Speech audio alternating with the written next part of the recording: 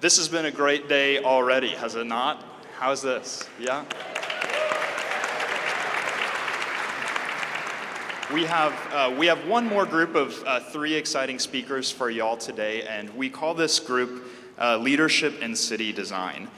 In our partnerships, we find that leadership takes many forms. A community's best leaders and doers might just be the volunteer advocates that have no formal titles or authority to do things. Many of you are in this room today, maybe taking a day off your normal 9-to-5 job to help you go back to your community and do better. At the same time, some of the most effective advocates we work with also find their way to leaders with formal positions. Maybe they have capacity, leverage, and know-how to get their ideas done. So this session will focus on different versions of leadership that we find in our community. They often fill critical organizational positions. They're downtown managers or Main Street managers. They're public health or public art staff, planning or design professionals, municipal staff, and elected officials as well. So many of you are in this room today. So we have invited 3 friends of IQC who have these distinctive perspectives on leadership. I'll share our 3 speakers, and then I'll bring our first speaker up to talk with you. Jane Jenkins is the principal of Jane Jenkins Resources. She has over 30 years of experience in downtown management and revitalization, including most recently as the outgoing president and CEO of Downtown OKC Partnership. Jane's been a friend of IQC over the years, especially sending us projects in downtown neighborhoods like Bricktown and Deep Deuce. She will speak about leadership and place management. Fernando Costa is the assistant city manager of Fort Worth. He's crafted and implemented transformative plans in cities like Atlanta and Fort Worth. Fernando also teaches in the regional and city planning program here at OU. He teaches about 5 times a semester, all-day Saturday class. He was actually a professor for both Vanessa and I and many of the other alumni of the planning program in this room. He'll speak about big ideas transforming Fort Worth's central city. Trinity Simons Wagner is the executive director of the Mayor's Institute on City Design, a role where she's worked closely with hundreds of mayors on their most pressing challenges and opportunities. Trinity and MICD have been really good partners to IQC in the last few years in particular. We've worked together in a regional MICD session we got to host in Oklahoma City in 2019. They helped us during the pandemic host an Oklahoma-based community assistance retreat when we really didn't know how we were going to serve communities during a year where it was so difficult to travel, and then worked with us again on the Just City Mayoral Fellowship in 2022. She'll speak to us about national trends for cities and mayors. First up, Jane. Please welcome Jane to the podium.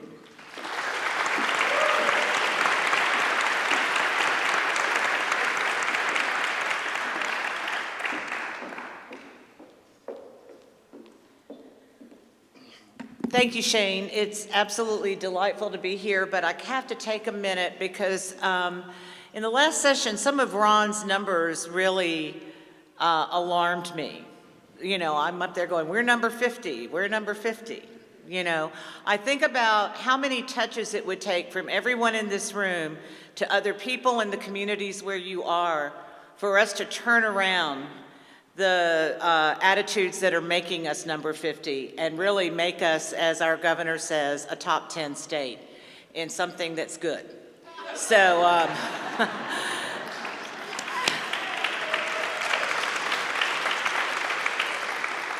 so Ron, I'm looking forward to what your numbers are in 2 years, okay? Because I hope they're better than 49 and 50. So. Anyway, I'm going to talk a little bit about leadership in place management. First of all, you see a wheel up here, and I'm going to need the mic. I know I have a voice that carries, but this is a bigger room.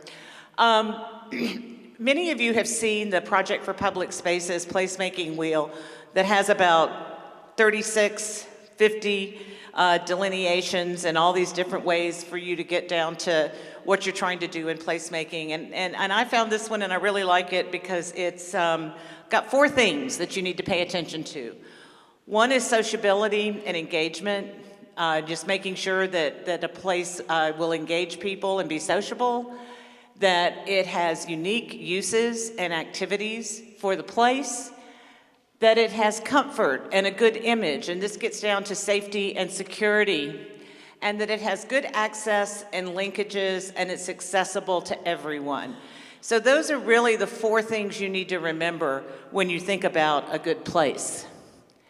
And why that's important? It's because by 2050, almost 70% of our population is going to be living in cities. And we see this happening now, as we see populations coming more, if not into the downtowns, but into the cities themselves, and we lose rural population. And one of the things that we have to be, it's important about placemaking for those of us that are doing this, is because people have a choice. I think someone up here mentioned about choices in where we live now. And we have a choice about where we live, and we're going to find those places to live where we can feel that place attachment and where we can all score 10 on that test. So let's talk about some well-intentioned placemaking projects that maybe just didn't work. And one of them on the right of the slide is in the Tulsa River Parks. How many people are from Tulsa? How many of you remember this stage? How many of you went to an event on that? And how many mosquito bites did you get? This is a stage, I mean, it was supposed to do great things for River Parks West in Tulsa. This was in the 80s. I lived in Tulsa then. I saw Arlo Guthrie here. I think I reluctantly went back to see one more show because I had just gotten too eaten up by bugs. It just was not a pleasant experience because that's not exactly running water. That water was pretty stagnant where that stage is. And I think they ended up auctioning that stage off for, what, $500, but then I don't think anybody came to get it, you know? And so I still don't know what happened to that stage. On the lower right, we're not gonna leave Oklahoma City out of this. On the lower left, excuse me, are the chicanes on Western Avenue in Oklahoma City. Now, how many of you remember those? They were a big part of a bigger placemaking project on Western between, what, 38th and 40th and 48th, somewhere in there, that was supposed to be a traffic calming device. And the Western Avenue Merchants Association, or their bid, you know, the city was going to construct these chicanes, and then they were going to fill them with plants or program them or make them look beautiful, and somehow that never happened. And I didn't have room for another picture, but these chicanes ended up causing more accidents than they prevented. And so, therefore, they are no longer with us on Western Avenue, and everyone is happier. So we can make mistakes. And I say that because you wonder why I have a picture of a piñata. And that's because I started my career in placemaking in the very first year of the Main Street program in Oklahoma, where I met Ron France and others as the Main Street manager in Wagner, Oklahoma.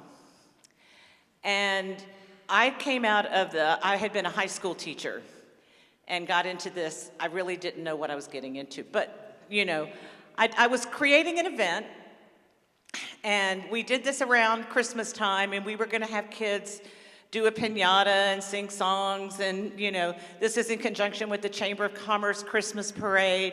So we were trying to have nice partnerships and do things like that, and we had a little green space downtown where we could do this on the courthouse lawn. So I said, oh, I've got to go get a piñata. Where am I going to get a piñata? Oh, I think Pier 1 has piñatas. You know, I think I've seen those before.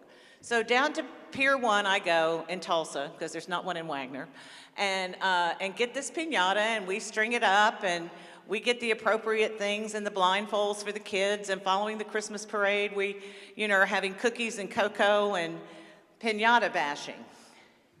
These kids are just whacking the you-know-what out of this piñata, and nothing is happening.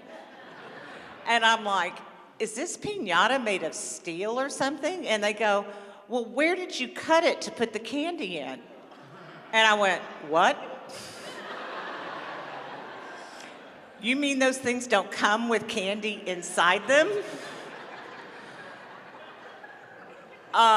No, that would be really gross, Jane, because they sit on the shelves in these stores, and that would be really gross candy.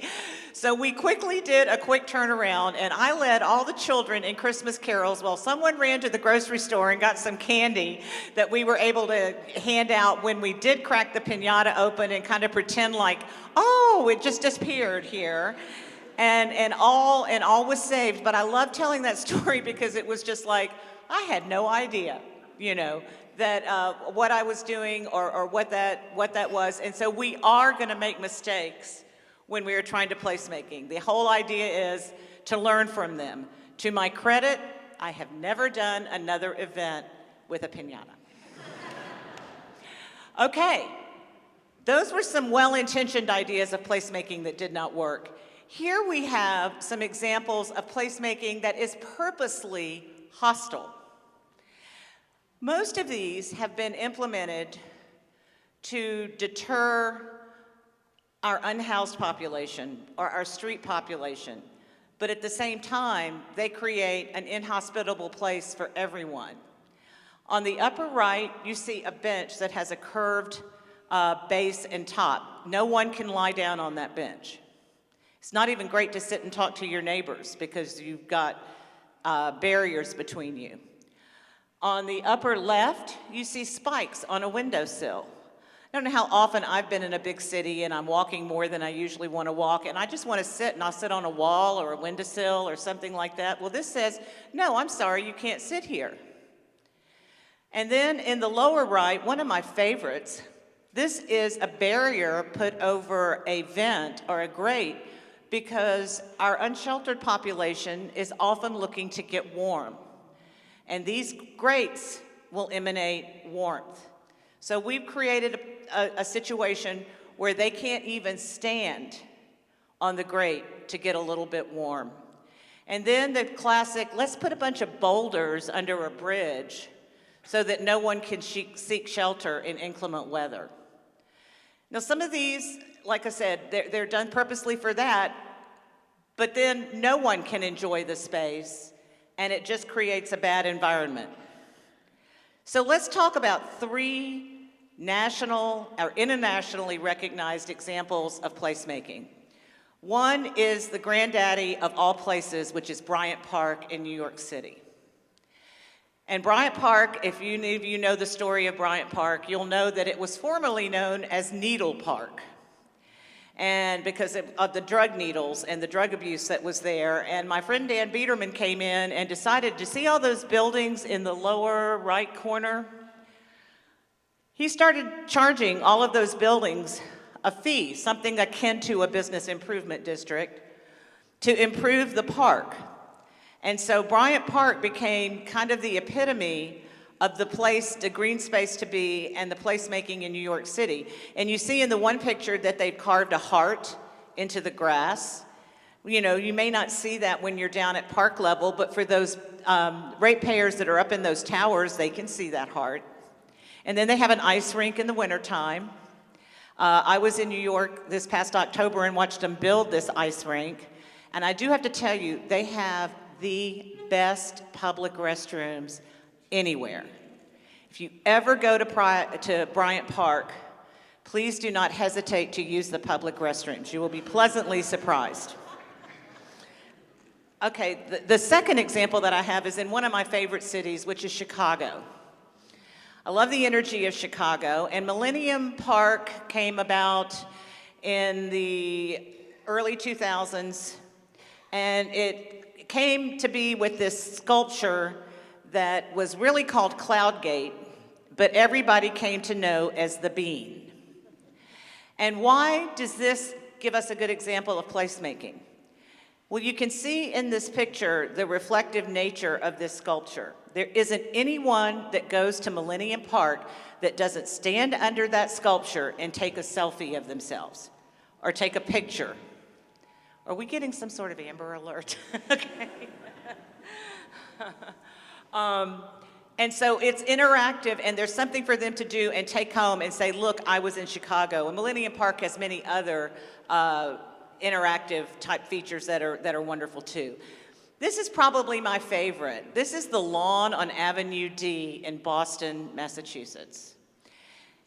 It's billed, believe it or not, as an adult playground, but not that kind of adult playground. It has these swings that light up. I have been jealous. I have wanted this in a downtown for years.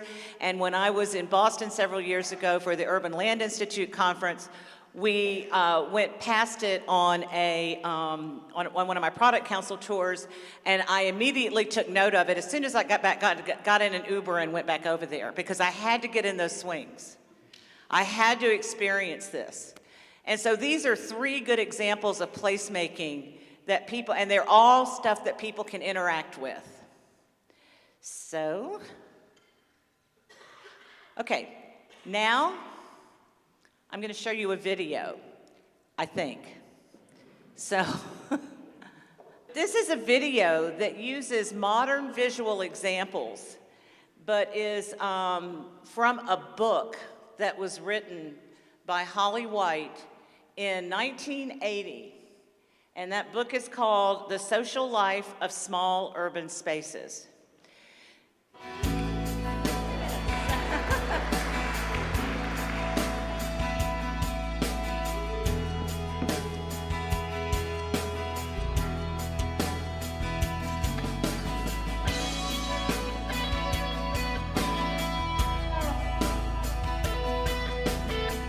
This is what made Bryant Park famous, was putting in movable chairs.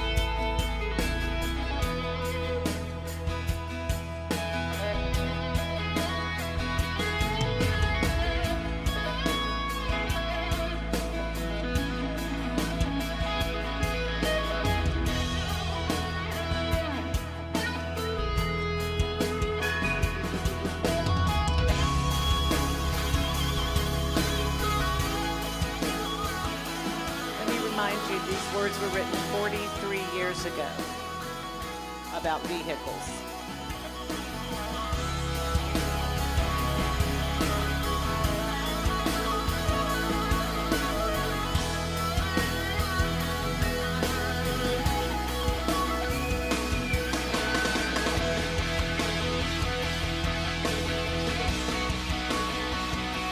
With sunscreen, of course.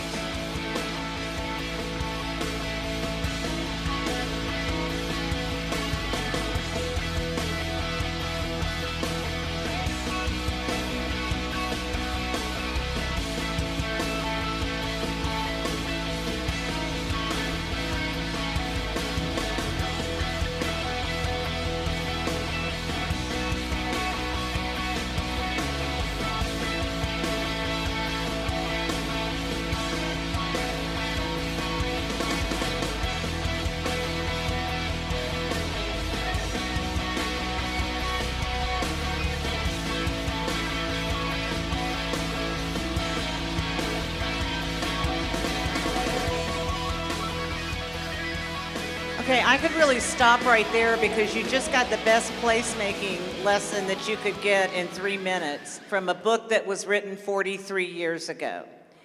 But like I said, Holly White was a huge, I was really inspired by him. And so I'm going to move on in this. I don't know if it will move on to my slides or not, but the very first one, I'm going to talk a little bit about some of the principles from the Projects for Public Spaces. And the first one is that the community is the expert. You know, you are not the expert. I know we like to think we are, but the community is the expert. And this is actually from in Oklahoma City when we were doing a visioning exercise for Kerr Park. We called the visioning exercise, Make Kerr Park Your Park. And while I didn't do it outside on the street, which I think is a great idea, it was in a glassed front building on two sides that was looking out over the space that we were trying to vision. So we were working on that. And here's the space now. It's got art from the public, it's got lights, it's got people, and it's in a very urban environment. This was made possible by a grant through the Project for Public Spaces with Southwest Airlines. And we have this amenity now for us all to enjoy. Another principle is to create a place, not a design. Now the three pictures you see here are pedestrian malls. All of them. The upper right is Boulder, Colorado. Below that, you see Ithaca, New York. And then to the left, you see Vermont. Pedestrian malls are kind of, we have a love-hate relationship with them. They've worked in some places, they have not worked in others. They've worked in these three places, and I'm getting ready to show you one reason why, but another reason is because they are surrounded by affluent neighborhoods and because they have local colleges that will populate these pedestrian spaces. This is Boulder, and I thought I was gonna have I don't have a pointer, but the thing to remember, if you can basically make out the 4 blocks of bricks there that run east-west, every street that runs through there, that runs north-south, runs through that mall. So you can only walk a block before you have to watch for traffic. So the blocks are small. There's only about 6 or 7 buildings on each side of the street on these 4 blocks. And like I said, the traffic moves through them. So if you're going down Broadway or if you're going down 15th Street and you're there and you see, oh my gosh, there's something going on in the mall, I need to park and go do something like that. So that really has made that mall successful. This is Bands on the Bricks. It's a Wednesday night concert series in Boulder. I was gonna talk a little bit about this with rule following. This was a great event. We had eight weeks of concerts, all ages. We had a sponsor who one year, they always gave away some sort of swag, koozies or clackers or something. One year they gave around about this big around beach balls. And they made them stop because we weren't supposed to have any objects on the Pearl Street Mall. Throwing objects. That was to kind of keep people from playing hacky sack or throwing frisbees or hitting other people. But these were air-filled beach balls, so you just do it. I also had the sound police out there with a monitor that if I went 1 minute past 9 o'clock, I got a fine. So I mean, there are rules you have to do. Starlight Supper in OKC. How many of you are familiar with this event? It's one of our signature events. On the right, you see it when it was at the Civic Center Park. One year, and I didn't have pictures of this, we actually had it on Park Avenue. We moved it to a picnic at Kerr Park, where you've already seen pictures. And it is moving to yet its 4th location in Placemaking, which is the top of a parking garage when it happens again in May. Those of you that attend that, watch for your announcement to buy your tickets, right? Yes? No? Okay, and this is another one about partners. Look for partners. We've got Scissortail Park that does a night market, a farmer's market, all kinds of events for people, and then they do Pumpkinville. These are 2 park foundations that draw lots of people to downtown OKC. This is another partnership. It's a privately owned lot in Midtown that we turned into a bocce ball court. I will tell you that about a month ago, we had to take up the bocce ball court because the lot is being developed, but the property owner let us use it while it was sitting out there doing absolutely nothing to activate it. And this is another example of partnership. This is the water taxi in Oklahoma City and Bricktown. Chad's here. They do great partnerships with us for downtown and attract lots of visitors and create a wonderful experience for downtown in December. They say it can't be done. How many of you heard no? And Yogi Berra said, if they say it can't be done, it doesn't always work out that way. So I would say never take no for an answer, but sometimes that's the way that it's going to have to be. We are still trying to paint crosswalks in downtown Oklahoma City. We are still being told no. We still haven't been able to paint our electrical boxes. I know that Councilwoman Nice is here, so we'd like to do some of these things. Can you? If you can help us with that. But, you know, always try to find a way. We needed a mid-block crossing in Bricktown. It took us 2 years, but we found a way to get it done. Have a vision. These are my 2 visions for a downtown. One is swings. I've already established that I like swings. And then the other is when you have these vents and grates in a downtown, please put some solid things on there so people who are wearing shoes like some of the speakers today can walk on them.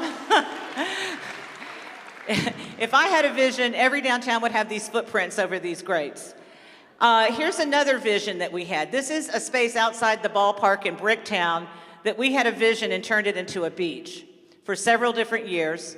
It sort of ran its course. We don't do it anymore now, but that doesn't mean, I think we still have all the stuff for it. We could bring it back. But it was great activation for Bricktown. And people were kind of going, where's the water? And you're going, doesn't matter. You know, you have sand. You can play you can play sand volleyball. You can see a lot just by observation. This is another thing where Holly White would say, observe people, observe behavior, and you can base your placemaking on how you see people behaving in an urban space. If you know anything about the Project for Public Spaces, you know lighter, quicker, cheaper. These are some great examples of lighter, quicker, cheaper. The planters, the chairs, the Scrabble board, and then the yarn bombs. Some of these examples folks have already used. To show you how you can do it lighter, cheaper, quicker. And then one more thing, money does not always have to be the issue. You have some infrastructure. On your right is a set of stairs in Pawhuska, Oklahoma that goes from Kahika Avenue, the main street, up to the Osage County Courthouse. There are 2 sets of these stairs. They are absolutely charming. They're wonderful. And they created a connection between what they called Council Hill for the Osage Nation and the downtown area. All those buildings are built into a hill. What if they had yarn bombed, like on the left here, some of those stairs and just really made them usable? To my knowledge, they're still not using them. And then the right is the courthouse lawn in Denton. We were given this great asset of having this beautiful lawn, and we used it, we programmed it, we had people out there. We even got accused one time after a concert of people stomping the pansies that the county had planted. So the next year when we had the same concert, the mayor and his wife dressed as pansies. So you just kind of have to have fun with it, and just know this, you are never, ever finished. This is something that goes on all the time. You need to be training people to stand in your stead when you're not doing this anymore, because ABC, I say always be creating places. Thank you very much, and I'm going to bring up Fernando now.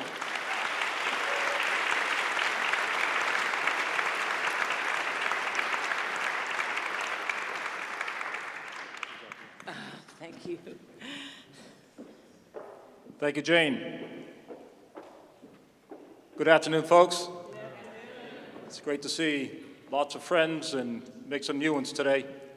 It's been a wonderful conference, and I'm delighted to be part of it and talk with you for a few minutes about leadership in city design, as illustrated by some big ideas that are transforming Fort Worth Central City. And I'm delighted to be part of the same session with Jane and Trinity, whom you'll meet in a moment, because Jane, to me, exemplifies city design leadership in Oklahoma, and because Trinity and her organization, and the organization's founder, the longtime mayor of Charleston, Joe Riley, have probably done more to influence city design across the country than any other organization that I know. In fact, as I'll explain in a moment, the Mayor's Institute of City Design has actually had a profound effect on Fort Worth. And I'll share that story, but first let's talk for a moment about leadership. What is leadership? Well, we can talk about leadership in many different forms, but in one way or another, it deals with the art of working with people, working with others to get things done. And if you break that down a little bit, working with others is all about relationships. Now, Melody talked with us earlier today about relationships as they relate to belonging. What was that formula she gave us? Relationships plus purpose equals belonging. I learned something new. That was great. As leaders, we need to build relationships of trust with those who can help us get things done. They might be ordinary residents of our communities. They might be business or civic leaders. They might be council members and other elected officials. Building these impactful relationships is essential to leadership, because as placemakers, whether we're planners or architects or even interested citizens, we usually don't have the authority to execute these projects on our own. We need to build upon those relationships. And the other part of leadership, besides relationships, is all about getting things done. Now, the great management scholar, Peter Drucker, and you may have read some of his books, he was a prolific writer in the 20th century, wrote that there are two ways of getting things done. The efficient manager does things well, and that's important. But more important, far more important, is the effective leader who gets the right things done. Doesn't just do things well, but gets the right things done. And for placemakers, the right things involve conceiving, imparting, and executing big ideas. Ideas that have the power of transforming our communities, not just making changes on the margins, not doing things incrementally, but big ideas that can transform our communities in positive and lasting ways. And I'd like to share with you a handful of big ideas that we've been pursuing in Fort Worth, not because Fort Worth has any kind of advantage over any other community, but because every community, large or small, can grasp its own big ideas and use those ideas to bring about positive change. And as placemakers, that's what we need to be doing to be successful. So let me share with you 5 big ideas that we're using in Fort Worth, and that in one way or another I think you can use in your own community. The first, design public spaces to promote healthy behavior. Public health is a direct function of the built environment. A study by public health experts has found, in fact, multiple studies have found virtually the same conclusion, that among the factors influencing health, lifestyle and the built environment influence 70% of our health. 20% is genetics, which none of us can control, which is why Professor Goins is still with us. Thank you, Professor Goins. And 10% is medical care. But where do we spend 95% of our financial resources? On medical care. Why don't we spend some of those funds on lifestyle and the environment, which we as placemakers can influence? Either directly or indirectly, we can influence lifestyle choices and the environment. That's where we ought to be investing to make our communities healthier. Now, let me take a survey. How many folks in the audience, when you were growing up in grade school, how many of you walked to school? Wow.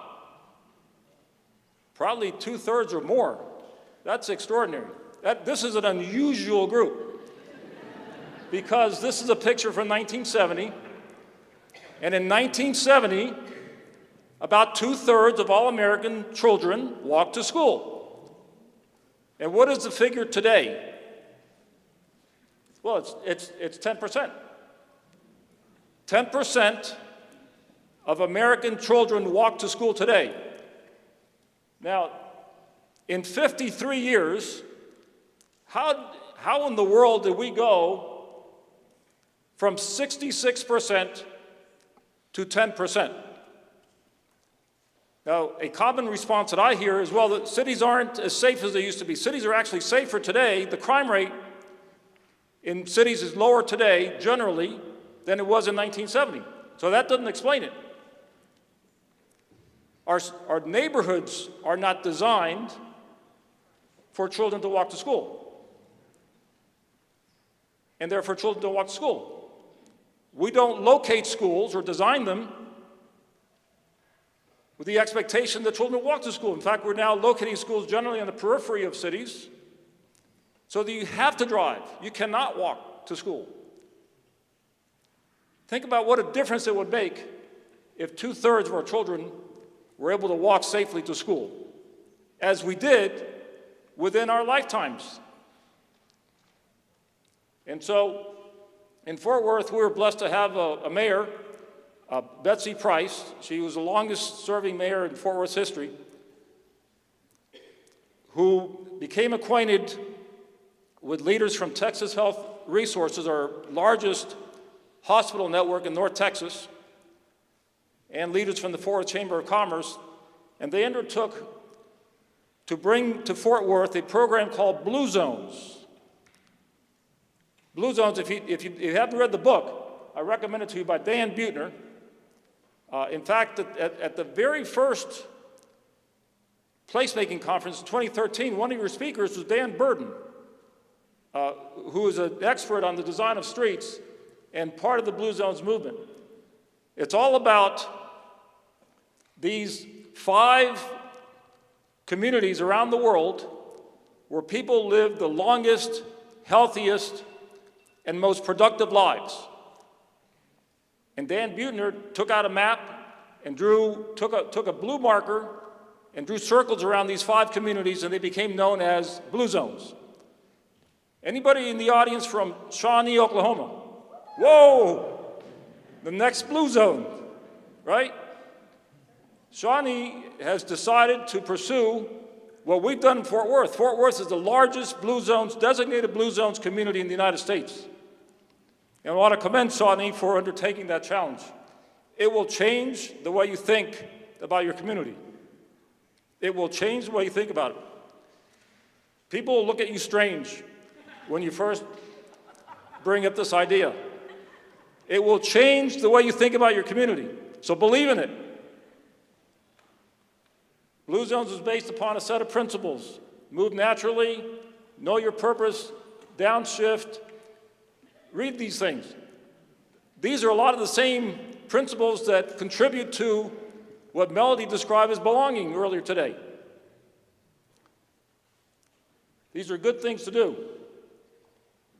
As a result of our Blue Zones activities, we have gone from being one of the unhealthiest cities in the country to one of the healthiest, as measured by the Gallup Well-Being Index.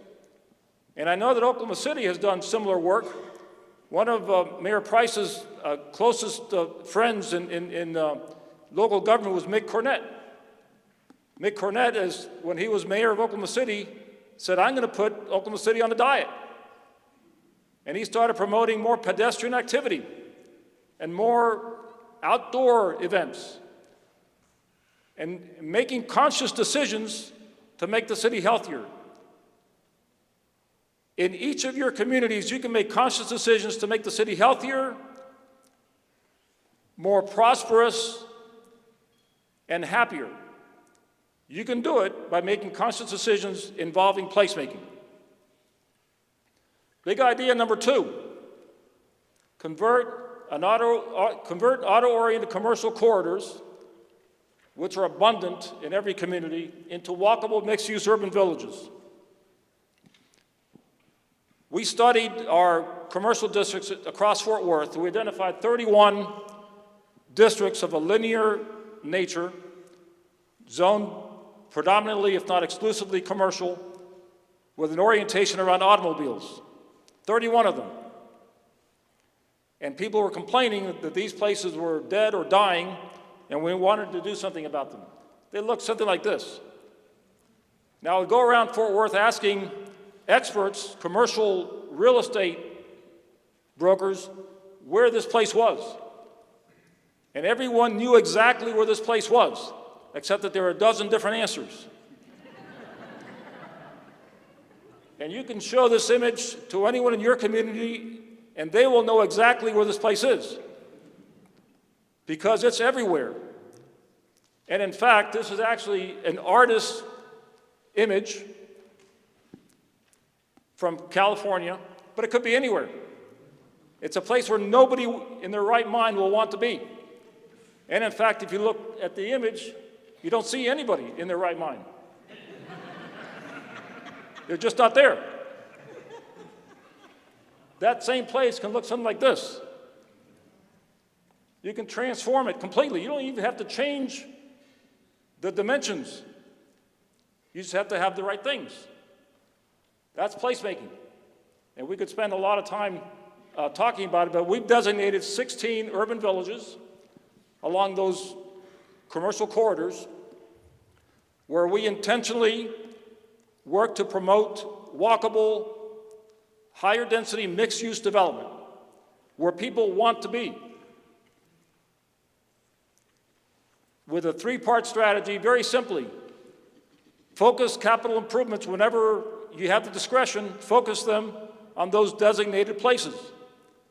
Use economic incentives to create a level playing field so that developers will want to invest in the central city just as much as they want to invest on the periphery.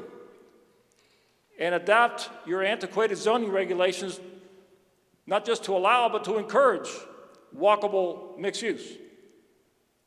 Zoning, more often than not, is actually an impediment to desirable development. Turn it into a tool that accommodates what residents want. Going back to one of the presentations that we heard earlier today. An example of a successful urban village is Magnolia Avenue in Fort Worth. On our near south side, it was 20 years ago, it was one of the most dangerous streets in the city. Today, it's recognized by the American Planning Association as one of the great places in America.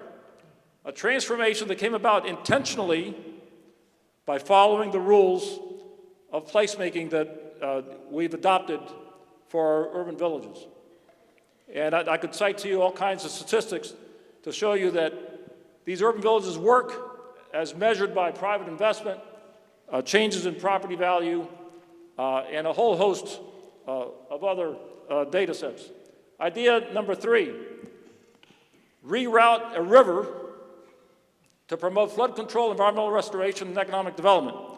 This is an idea that actually originated with the Mayor's Institute on City Design, where 23 years ago, I had the honor of meeting the late Bing Tom, a Chinese-Canadian architect and planner from Vancouver, whom we invited to Fort Worth to engage in a brainstorming exercise. I met him at a Mayor's Institute session in Washington on waterfront design.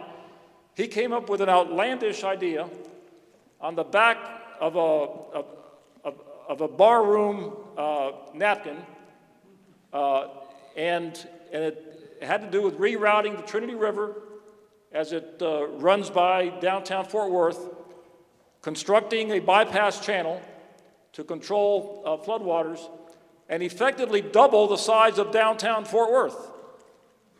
It's a $1 billion project. We want to think big. It's actually feasible from an engineering standpoint, and we've raised most of the funds already for the infrastructure associated with this big project. I'd love to talk with you at greater length. Idea number 4, relocate a highway to promote historic preservation and pedestrian activity in downtown revitalization. I had the opportunity 20 years ago to discuss this project with the leadership in Oklahoma City because as we were thinking about rerouting I-30, Oklahoma City was thinking about doing the same for Interstate 40. And we took advantage of that possibility. Along Lancaster Avenue in the south end of downtown Fort Worth, we had a very thriving part of the city. And then you can see I-30 being built back in the 1950s as illustrated by what has come to be known as the Gruen plan. Victor Gruen, famous city planner from Austria who moved to the United States and helped us to rethink the way our cities look and function. We ended up putting a freeway right over Lancaster Avenue, effectively severing the south end of downtown from the rest of downtown. And then we eventually, 20 years ago, relocated the freeway and made it possible to attract new development within a pedestrian environment. And the latest sign of success is that Texas A&M University recently announced that they will be building a new urban campus in downtown Fort Worth within walking distance of the Lancaster Avenue that we created as a result of the freeway relocation. Sometimes these changes take time. We made some decisions 20, 25 years ago that even only today are bearing fruit. But I can tell you that it's been worth the wait, and I encourage you to think long term, not just about what you're going to be able to accomplish tomorrow or next week, but 20 years out. And finally, big idea number 5, convert public housing from isolated concentrations of poverty into thriving mixed income neighborhoods. This is the big deal because for too many years, we have taken folks with the greatest needs and isolated them from the rest of society in places where none of us could possibly do well. Least of all those who are in greatest need. And so we're doing just that. We're redeveloping one of the oldest public housing communities, Butler Place, from 1940 into a mixed-use development. As you can see, that's right on the eastern edge of downtown Fort Worth, right across the freeway. And in a neighborhood of southeast Fort Worth called Stop 6, the 6th stop on the interurban railway between Fort Worth and Dallas, we're taking a former public housing community known as Cavill Place, depicted on the left.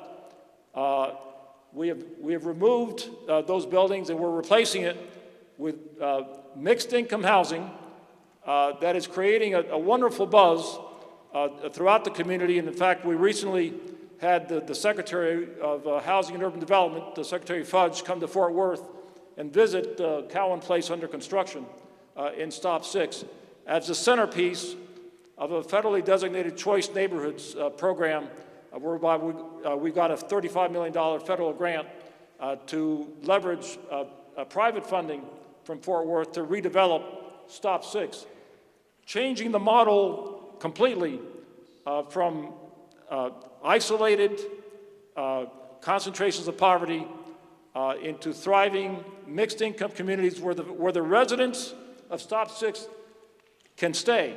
They do not have to be displaced. So we call it revitalization without displacement. So I'll close by citing what we consider to be keys to success, which include, at the very top, leadership. Without leadership, none of this change is possible. Having a vision, building consensus within your community, that takes time, that takes effort, and it's worth every step of the way. Partnerships, we can't do it alone, and a bias for action. Don't spend all your time thinking and discussing. but go ahead and take the first steps to bring about positive change. I think if you were to follow these guidelines, you could apply the principles in any community and implement your own big ideas for leadership in city design. Thank you all for your attention.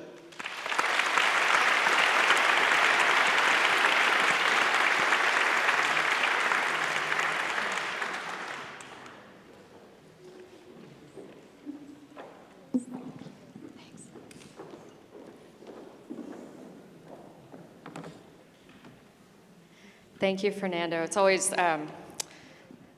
great to hear more detail about Mayor's Institute success stories. So I'm, are we up? Almost? Just a second. Trinity Simons Wagner, the Executive Director of the Mayor's Institute on City Design, which you've heard a little bit about a few times throughout the day. First of all, I just want to say thank you again to Vanessa and Shane and Ron for putting together such an incredible group of speakers and presentations today.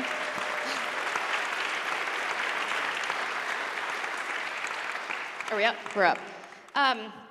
So I am going to give you guys a very, first of all, I'm gonna talk about policy, and I have notes, so I hope that that all works out and you find it interesting. So I am gonna talk very briefly about the Mayor's Institute and the program that I run, but I wanna spend the bulk of my time talking about core issues that we're seeing mayors grapple with right now, innovative solutions that we're seeing, and how the design and placemaking community can be better partners in the places that they live.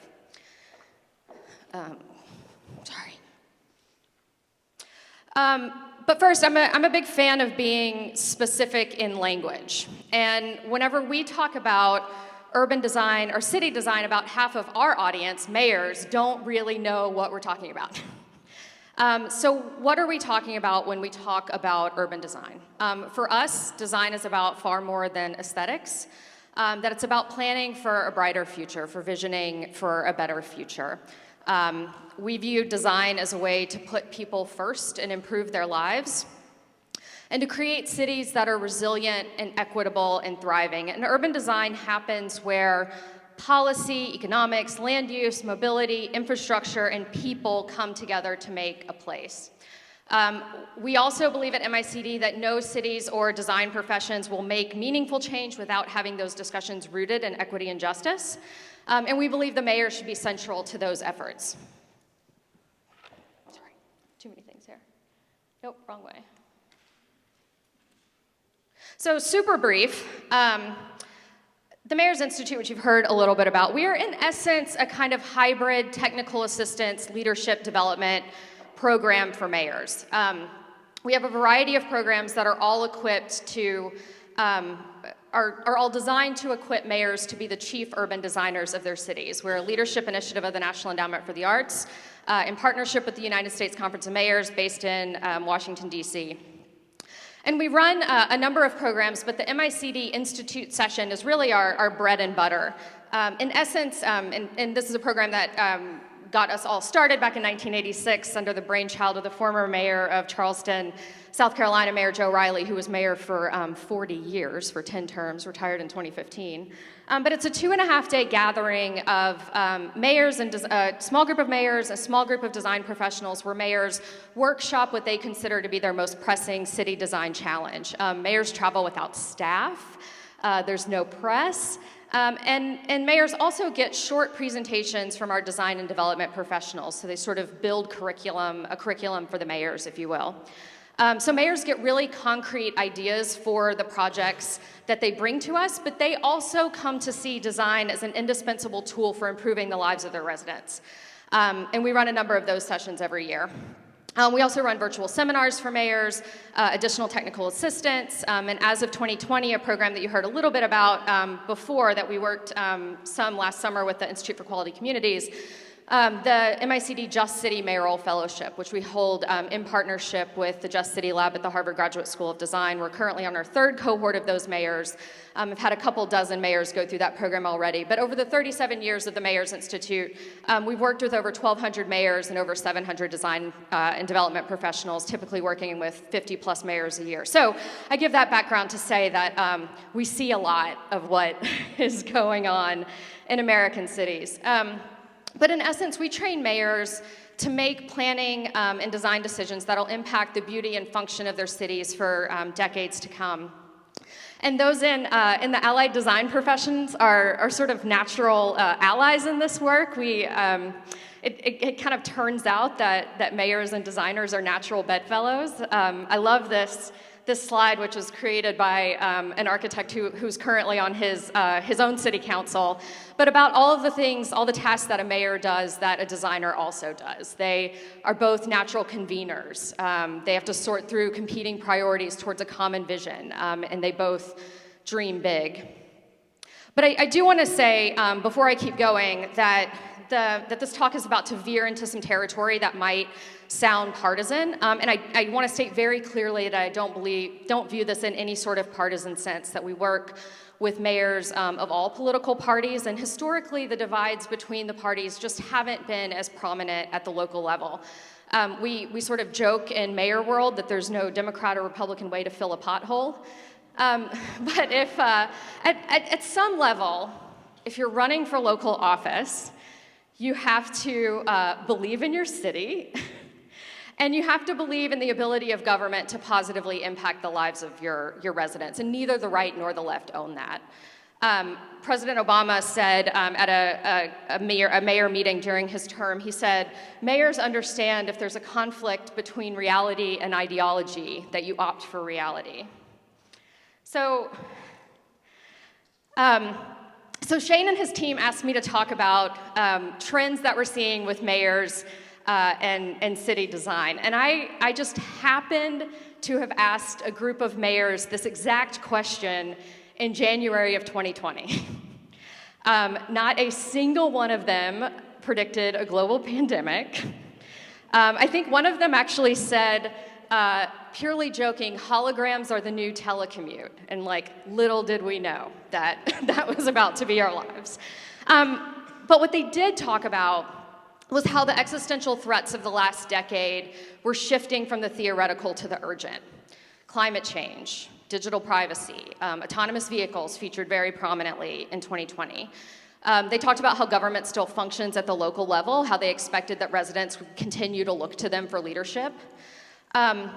They talked about, at the time, shrinking infrastructure dollars and the need to make sure that every dollar met multiple goals, that met climate goals, resiliency goals, and also contributed to the human spirit.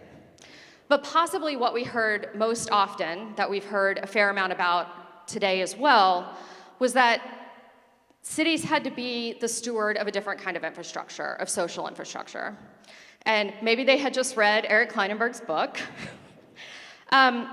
But this was a time when opioid overdoses were skyrocketing, political polarization were increasing, and mayors began to understand that protecting and improving their social infrastructure, key to doing that was public space and investment in quality public realm. And not just in the big signature parks, but in neighborhood parks with the long broken picnic table. And how the city invests is how it prioritizes, and city budgets are a values document. So that brings us, though, now we're in 2023, and in many, many, many ways, we're in a different place. We now have an abundance of federal funding, particularly for infrastructure. Distrust in local government has only grown. It remains higher in local government, but trust has eroded there as well. Disinformation has grown and has only become more opportunistic and has filtered into so many aspects of our lives. But this need to invest in the social and civic infrastructure of places has only become more pressing. We all know that COVID-19 hit communities that had been long disinvested hardest. Those were often communities of color. Mayors are acutely aware that the recovery from the Great Recession was uneven at best. And the same communities that were devastated by COVID were left behind in that recovery as well. And have been left behind by government at all levels. So we're really seeing mayors not so much think in terms of a rising tide lifts all boats anymore, but really going directly to the source to remedy past wrongs. But I do want to say this is a very optimistic time for cities. We have historic funding coming directly to cities from the American Rescue Plan Act to the tune of $65.1 billion directly to cities with few strings attached. We've got the recently passed infrastructure bill. You can't, turn on the TV without seeing Secretary Buttigieg giving away some infrastructure dollars right now. But we're in a moment of a few competing and potentially complementary forces happening. All of this has led us to where we're seeing a genuine and sustained emphasis on equity and justice. There's a lot out there right now about how mayors are using these historic funds to achieve transformational, equitable change. We're also seeing a moment where the federal government is prioritizing equitable investment, writing new requirements into funding opportunities, creating new technical assistance programs for communities that have historically had trouble accessing this funding. We think this will be particularly impactful. Most of the cities where we work just, quite frankly, don't have the knowledge and capacity and experience to successfully maneuver complicated federal funding applications. So what does this look like in practice? Cities aren't waiting around for these competitive funds. They're asking how they can help communities that have been left behind now, and how they can ensure that this recovery is equitable. And importantly, we're having these discussions about how they can co-create that future with their community to create agency, to build community wealth, and to be long-lasting. We talked a lot about quality of place today. At the same time, we know that for cities to remain competitive, they have to be places where people want to live. Again, we've talked a lot about that today. Even during the length of my career, we've shifted from you find a job and you move to that city to you find a city you want to live in and you find a job once you get there to right now, for a large portion of mostly white-collar workers, you can pick where you want to live and then work wherever. It's important to note there that that's an opportunity that's hardly afforded to most people in our cities, and that has profound implications, but as does remote work. So has dramatic implications on our cities and how they function and how they're able to serve all residents. But the key point here is that cities have to continue to invest in quality of place, what we might call good design, to stay competitive. So,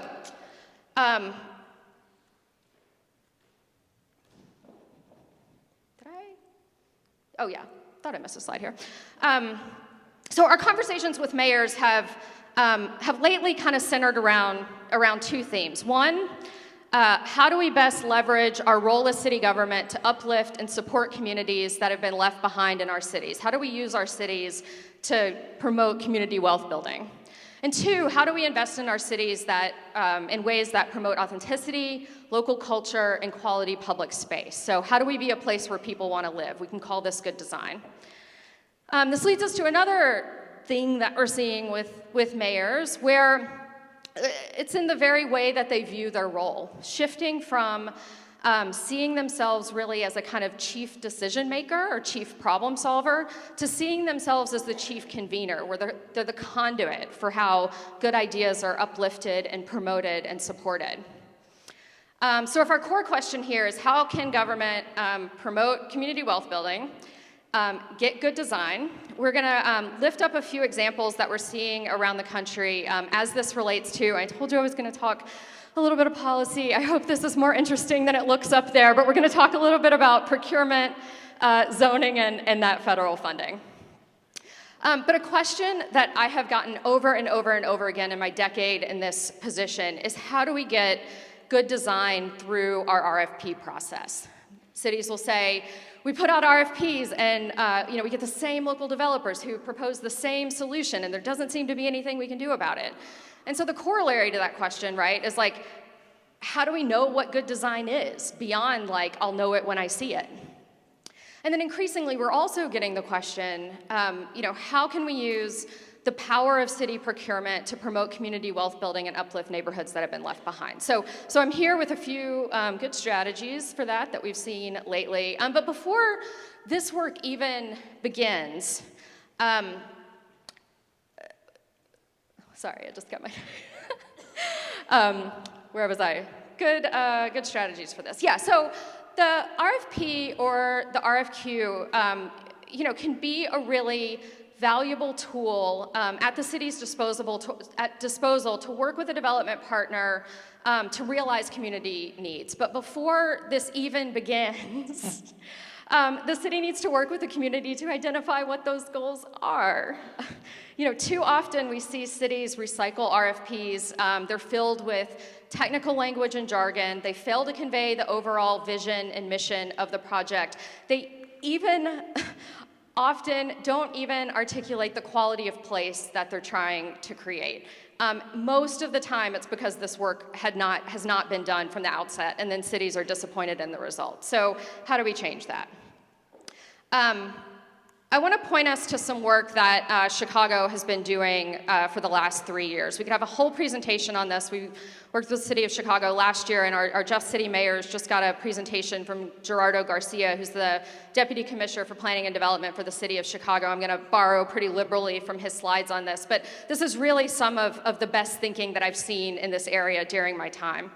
So through the Invest Southwest program, Chicago's been working to develop catalyst projects along 10 neighborhood corridors in severely underinvested areas of South and West Chicago. So there was a whole process to choose these corridors, and then the city began to work with the community, hosting kickoff parties where they also asked the community to identify where they should begin.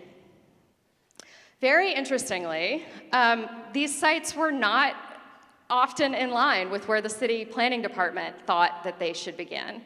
Very often, they were vacated buildings that once were significant to the community, and the reminder of abandonment and decay only further hurt the morale of the neighborhood.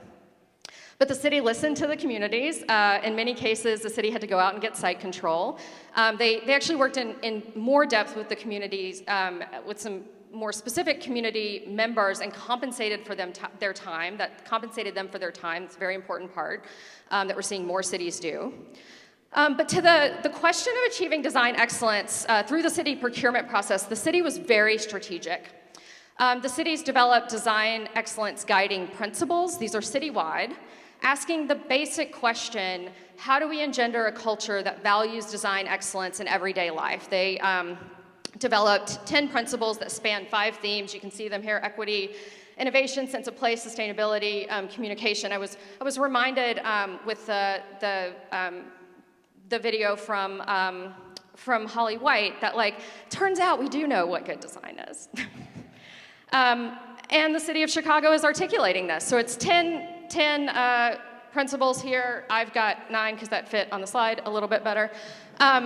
But you can see: leverage economic benefits of good design, encourage diverse design approaches in order to inspire innovation and design excellence, honor Chicago's legacy of architectural innovation by promoting contemporary design.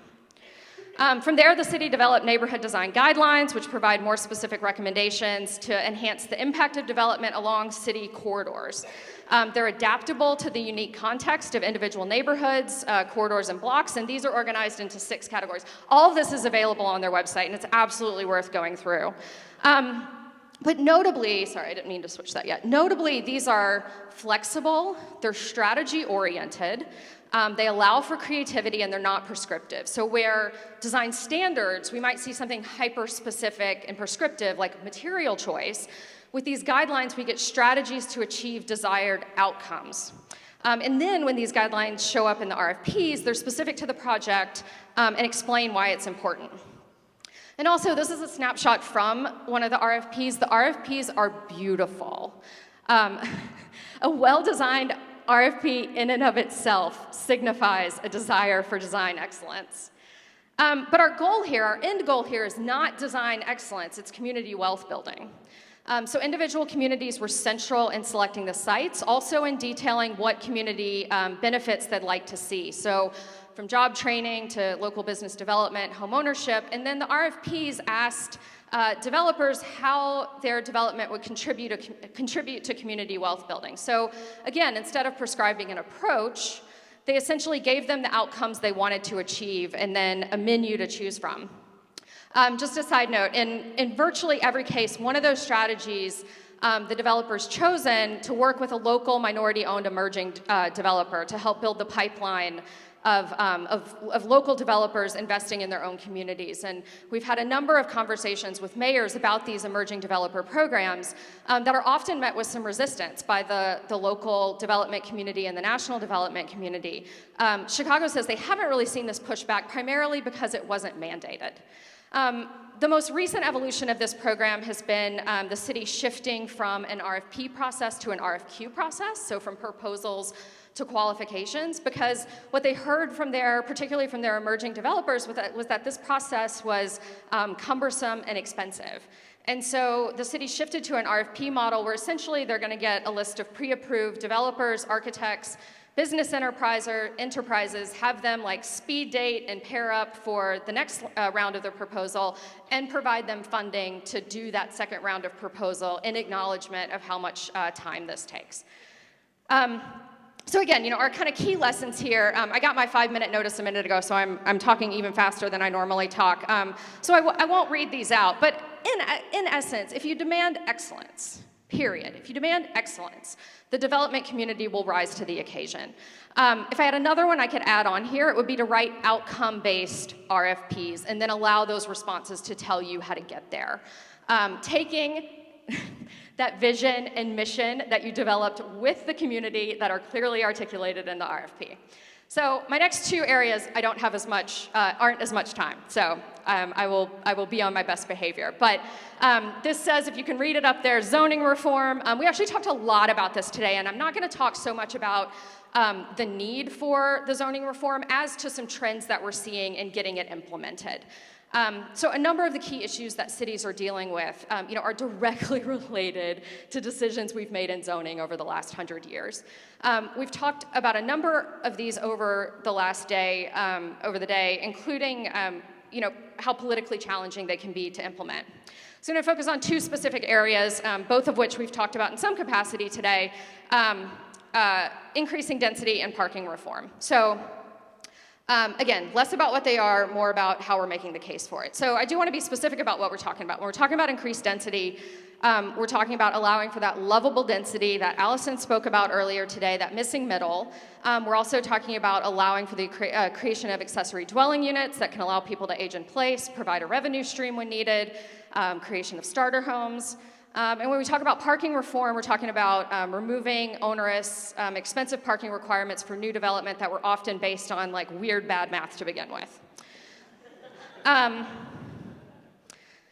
So, you know what, I think I'm going to skip this slide. Basically, this slide says, hey, this person in Toledo, Ohio said that they have like a walkable, wonderful community. And it turns out, as we've talked about all day, people want that. People want that choice. At least 50% we saw earlier of our citizens say they want some option beyond taking a car for every single trip that they make.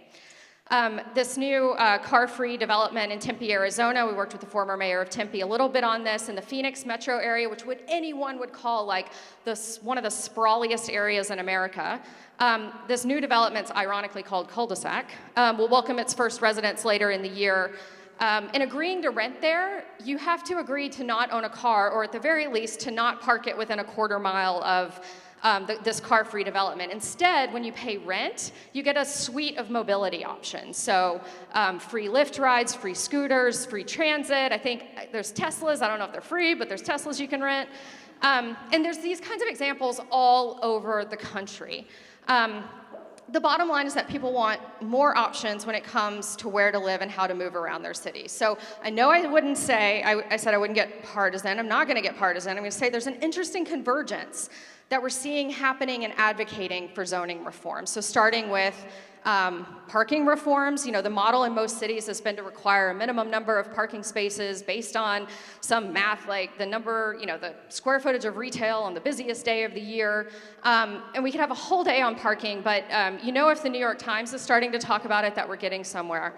Hundreds of cities in the last few years have now overhauled their parking requirements, and dozens have repealed them outright.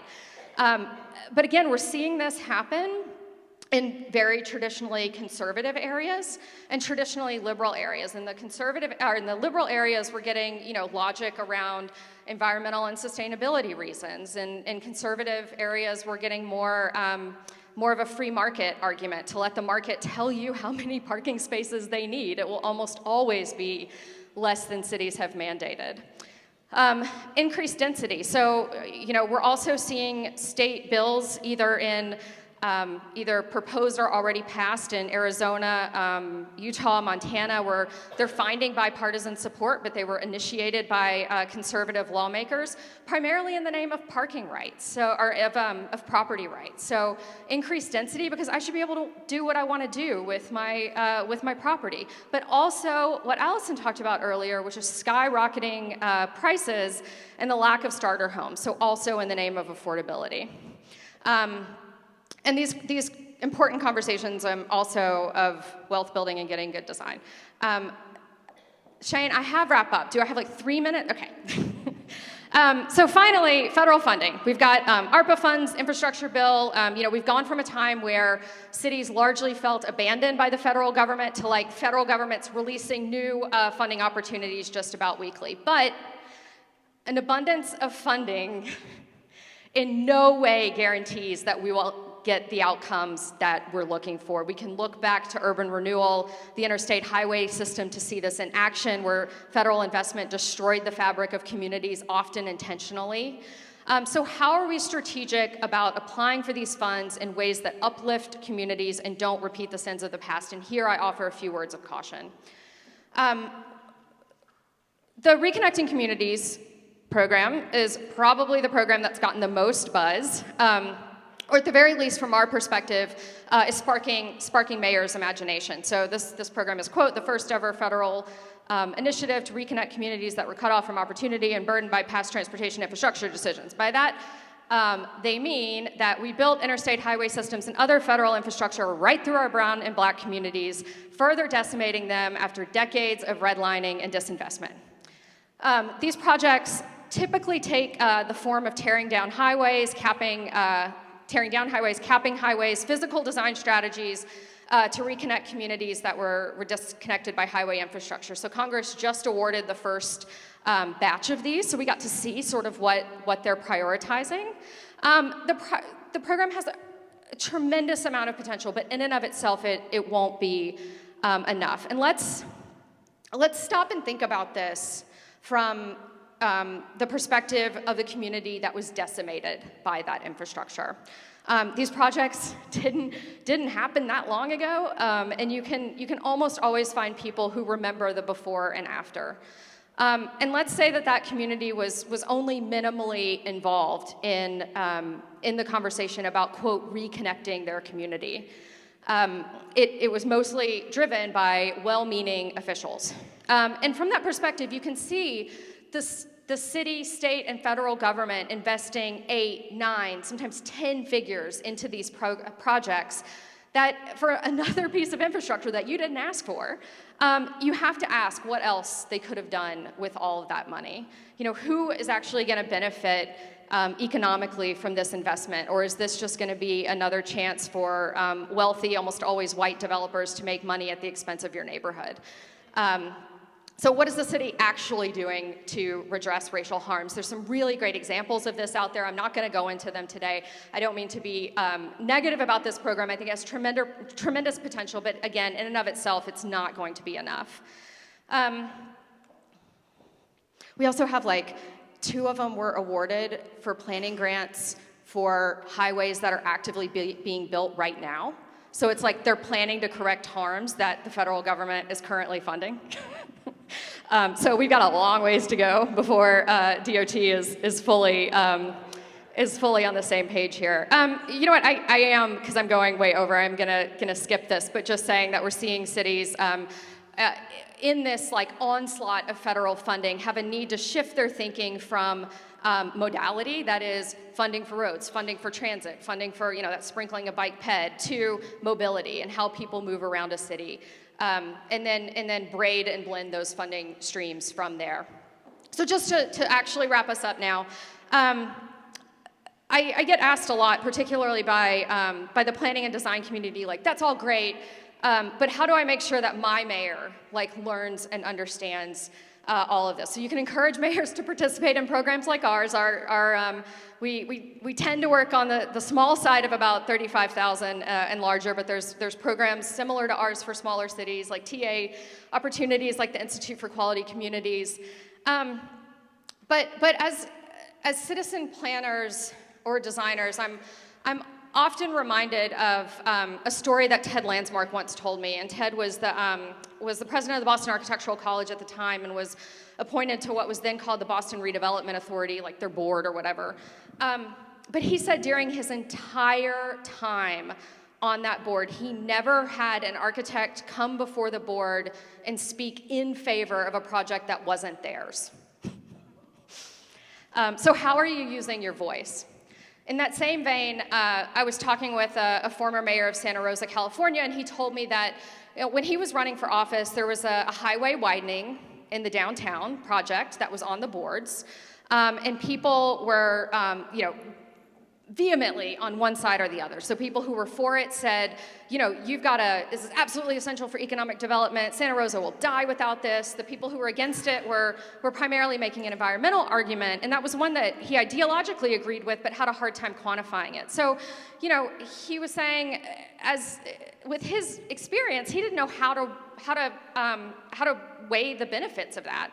And a local landscape architect took the issue to the newspaper and wrote a series of op-eds, not just about the environmental impact, but the impact to quality of place. So, you know, how much more damage were they going to do to their downtown? That people don't go to downtown to, they come to downtown to experience it. They don't go to downtown to like get in and out of it as quickly as they could. And the mayor reached out to her and asked her to just like explain that a little bit more. And she became one of his most trusted advisors during his time as mayor. So again, you know, advocacy can take a lot of routes.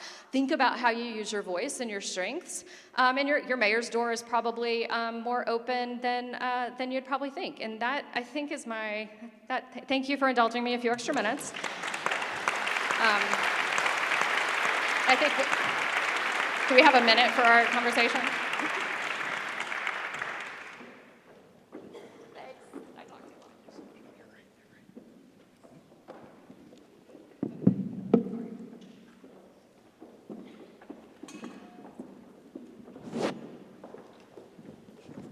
Okay, is this on? Okay.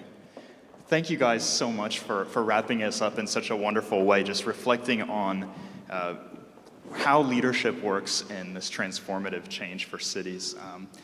And I think you have all viewed those changes in totally different perspectives, and you presented some great examples of like what your unique perspective is there.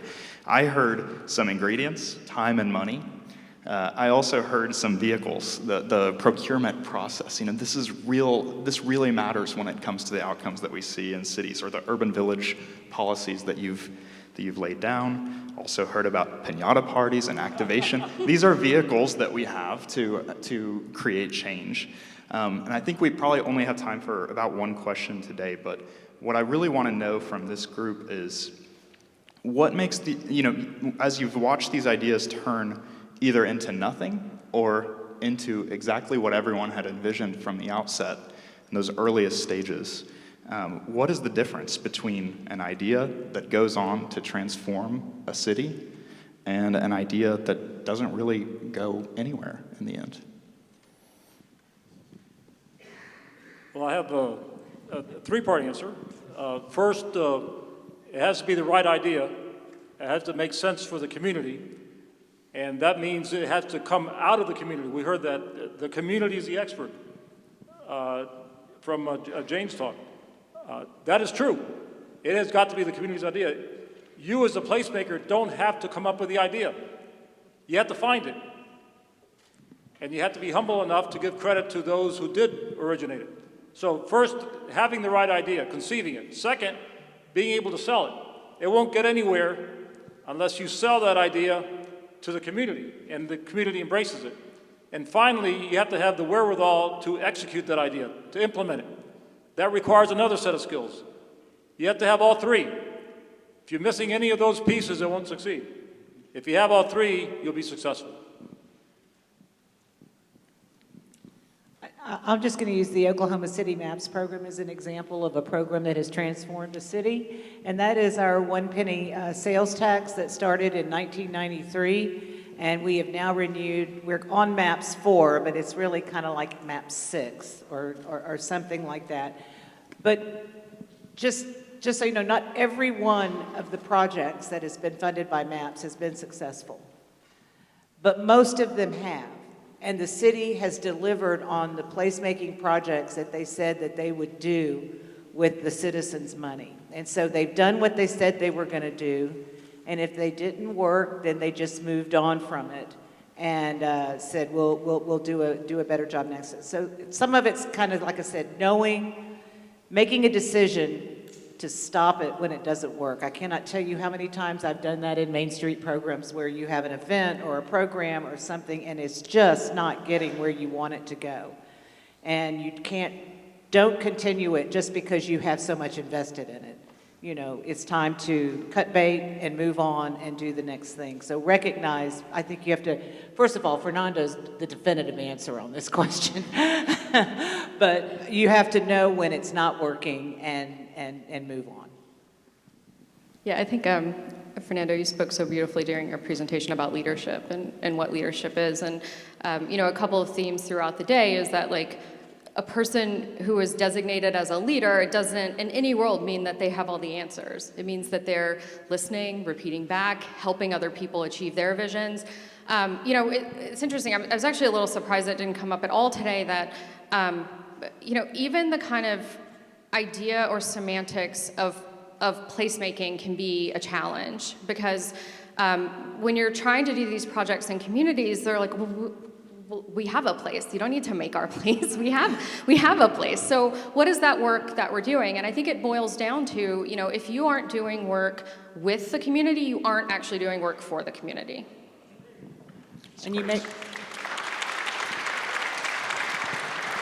And as in one of my slides, you may have a place, you may have infrastructure, but the idea is to activate it and use it and make it a place that people want to be. I think these are all great answers, and what I'm thinking right now is I think one of our goals with this program is to send people home feeling inspired to continue the work. This is hard, what y'all do and what you work on out there, especially if you're working in volunteer roles or you're trying to influence things from the perspective of a community member. So, you know, what these panelists have described about, you know, if you are in a leadership position, providing a platform for community members to drive decisions is very important.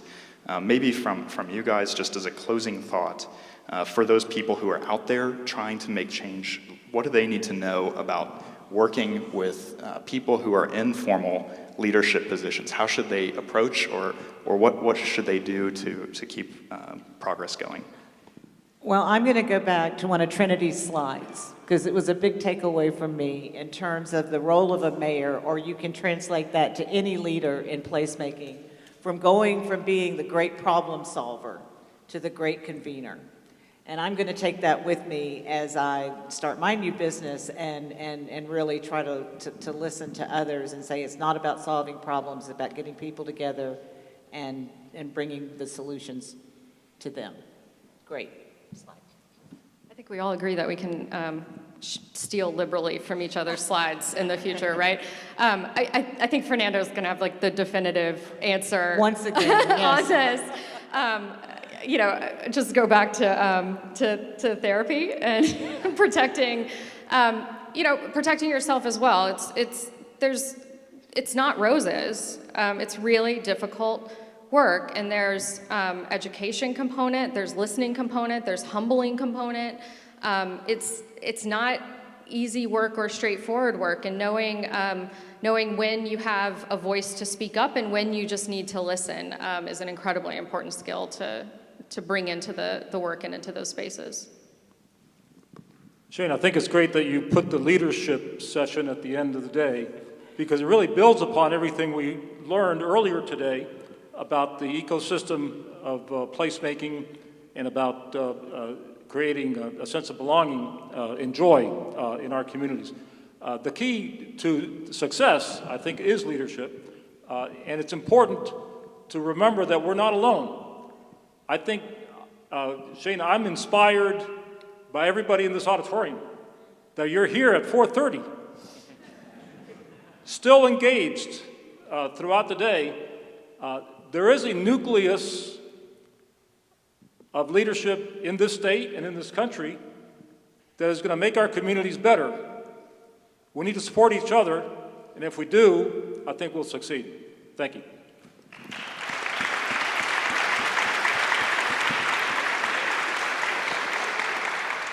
Well, thank you so much to our panelists, and thanks for bringing up the end of this conference with your perspectives on leadership.